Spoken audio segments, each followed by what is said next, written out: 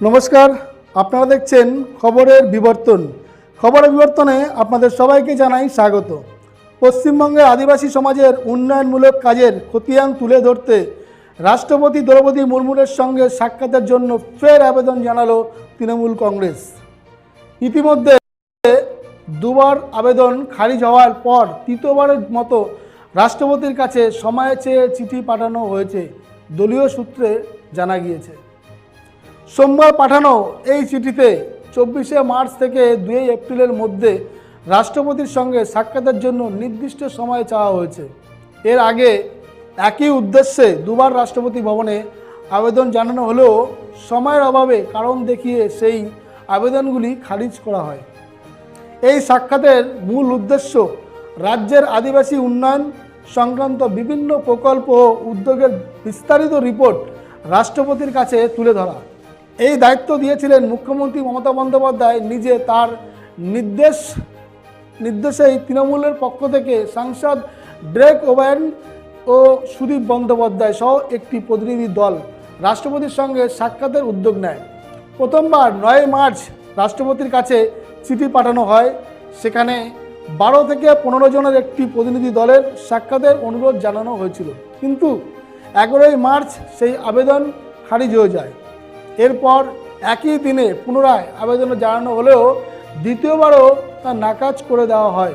রাষ্ট্রপতির ভবনের তরফে জানানো হয়, নির্ধারিত সময়সূচির কারণে এই মুহূর্তে সাক্ষাৎ সম্ভব নয়। এই ঘটনার প্রেক্ষাপট আরও তাৎপর্যপূর্ণ হয়ে উঠেছে সাম্প্রতিক একটি বিতর্কের জেরে। গত 7 মার্চ আন্তর্জাতিক আদিবাসী সম্মেলনে যোগ দিতে পশ্চিমবঙ্গে এসেছিলেন রাষ্ট্রপতি দ্রৌপদী মুর্মু। শিলিগুড়ি নির্ধারিত অনুষ্ঠানের স্থল শেষ মুহূর্তে নিরাপত্তার কারণে পরিবর্তন করে বাগডোগরার নিকটবর্তী গোসাইপুরে নিয়ে যাওয়া হয়।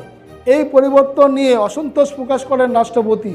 এছাড়াও তার সফরের সময় বিমানবন্দরে রাজ্যের পক্ষ থেকে মুখ্যমন্ত্রী বা মন্ত্রিসভার কোনো সদস্য উপস্থিত না থাকার প্রশ্ন ওঠে প্রোটোকল নিয়ে। এই ঘটনার কেন্দ্র করে রাজনৈতিক মহলে তীব্র বিতর্ক শুরু হয়। বিজেপির পক্ষ থেকে তৃণমূলের বিরুদ্ধে রাষ্ট্রপতির অপমানের অভিযোগ তোলা হয় এবং প্রধানমন্ত্রী নরেন্দ্র মোদী ও বিষয়টি নিয়ে রাজ্য সরকারকে আক্রমণ করেন।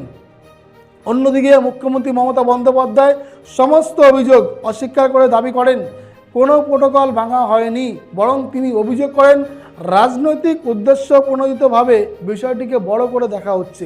এমনকি তিনি এও দাবি করেন যে রাষ্ট্রপতি বিজেপির প্রভাবেই মন্তব্য করছেন। এই উত্তপ্ত রাজনৈতিক পরিস্থিতির মধ্যেই আদিবাসীর উন্নয়ন সংক্রান্ত রিপোর্ট সরাসরি রাষ্ট্রপতির হাতে তুলে দিতে আগ্রহী তৃণমূল নেতৃত্ব।